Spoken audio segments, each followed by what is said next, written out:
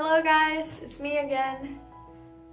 Today I wanted to talk about something a bit different than my previous videos, and I wanted to talk about my experience in Barcelona with healthcare and insurance. I know it's a topic that you probably are not most interested in and it will probably bore you, but I promise I'll come back with a lot of traveling videos for the next few months that I have left in Barcelona. I have been going to different hospitals and getting a lot of physiotherapy sessions for my injured wrist. And I was lucky to have family members and friends who physically live in Spain to help me out. But I wanted to share what's happened to me with those of you who do not have family members to take care of you when you get sick or injured. I encountered with a lot of EU students who are enrolled in the same program as I am, and they do not have private insurance for Spain, which is fine up until you actually need to go to the hospital.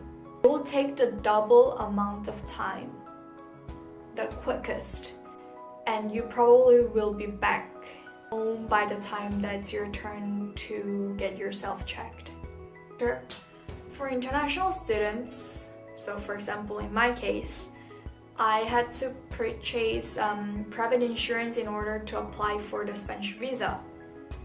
And originally I complained a lot because I had to pay a lot of money for my flight tickets already, and I had to pay for the visa fees and then etc. I am eternally grateful for this, because if it wasn't for that, I wouldn't have get my wrist checked on time, get MRI, and so many other things that I managed to take advantage of. In January, I was sent to one of the emergency rooms in central Barcelona for my wrist. I constantly had pains, and it got to a certain point where I couldn't even write with my right hand anymore. And I waited for 6 hours, and trust me when I say 6 hours, because I counted every single second that I was sitting on that bench with a bunch of other people who were waiting to see the doctors.